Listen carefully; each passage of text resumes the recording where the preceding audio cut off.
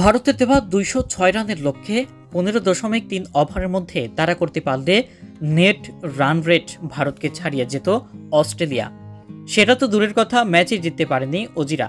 ২০ ওভারে ৭ উইকেট হারিয়ে ১৮১ রানের বেশি করতে পারেনি তারা। এই হারে আসর থেকে বাদ পড়ার সংখ্যায় পড়ে গেছে অস্ট্রেলিয়া। আর আজকের জয়ে গ্রুপ ১ থেকে প্রথম দল হিসেবে সেমির টিকিট পেয়েছে ভারত। তাদের এই জমে উঠছে বাকি ৩ দলের সেমির সমীকরণ। এখন ৩ দলেরই সেমিতে যাওয়ার সম্ভাবনা বেঁচে রইল। বাংলাদেশকে মঙ্গলবার ভোরের ম্যাচে হারালে কোনো হিসেব ছাড়াই সেমিতে যাবে আফগানিস্তান। তবে বাংলাদেশ যদি আফগানিস্তানের বিপক্ষে আগে ব্যাটিং করে ১৬০ রান করে এবং ৬২ রানের ব্যবধানে জিততে পারে, তাহলে সেমিতে যাবে টাইগাররা। সোমবার সেন্ট লুসিয়ায় টস হেরে ব্যাট করতে নেমে নির্ধারিত ২০ ওভারেও ৫ উইকেট হারিয়ে ২০৫ রান করে ভারত। দলের হয়ে সর্বোচ্চ ৯২ রান করেন রোহিত। জবাব খেলতে নেমে ২০ ওভারে ৭ উইকেট হারিয়ে ১৮১ রানের বেশি করতে পারেনি অস্ট্রেলিয়া।